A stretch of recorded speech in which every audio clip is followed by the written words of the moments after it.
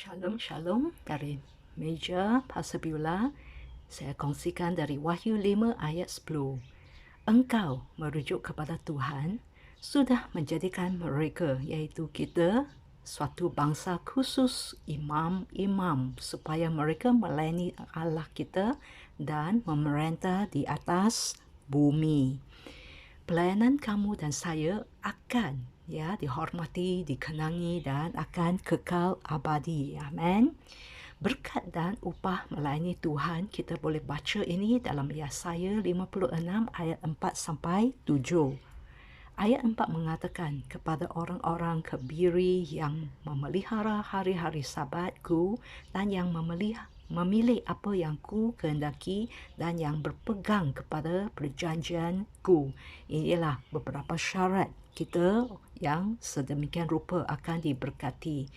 Dan ayat 6, orang-orang asing yang menggabungkan diri kepada Tuhan untuk melayani Dia, untuk mengasihi nama Tuhan dan untuk menjadi hamba-hambanya, semuanya yang memelihara hari Sabat dan tidak menajiskannya dan yang berpegang kepada perjanjianku. Tuhan katakan demikian. Ayat 5, kepada mereka akan ku berikan dalam rumahku.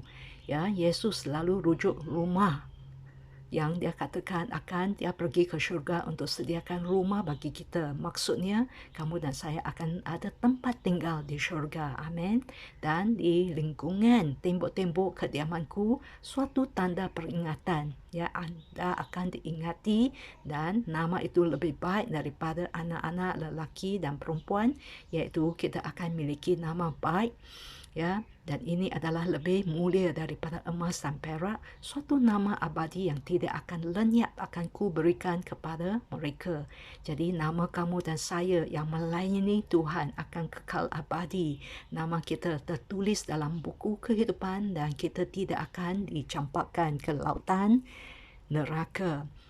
Ayat 7, mereka akan ku bawa ke gunung dan selalu gunung merujuk di satu tempat hadirat Tuhan, dan aku akan berikan kesukaan. Jadi kita akan ada sukacita dan bukan dugacita dalam hadirat Tuhan, dan kita tahu sukacita adalah kekuatan kita. Teruskan, aku akan berkenan kepada korban-korban bakaran dan korban-korban sembelihan mereka yang dipersembahkan di atas mezbahku. Sebab rumahku akan disebut rumah doa bagi segala bangsa. Kita ingat bahawa Cain dan Habel, mereka membuat persembahan, satu diterima, satu ditolak. Tetapi di sini, korban bakaran kita, persembahan kita diterima. Dan ini juga kita ingat Cornelius dalam Kisah Para Rasul, di mana pemberian dia, persembahannya, doa dia diterima. Jadi saudara dan saudari, bila kita layani Tuhan, Tuhan akan ingat kita, akan terima setiap korban tenaga kita, dan Tuhan akan memberkati pemberian dan pelayanan kita. Yohanes 12 ayat 26 mengatakan, barang siapa yang melayani aku di sini merujuk kepada Yesus, ia harus mengikut aku, dan di mana aku berada, di situ pun pelayanku akan berada. Barang siapa melayani aku, ia akan dihormati Bapa. Kamu dan saya akan dihormati oleh Tuhan Bapa bila kita melayani.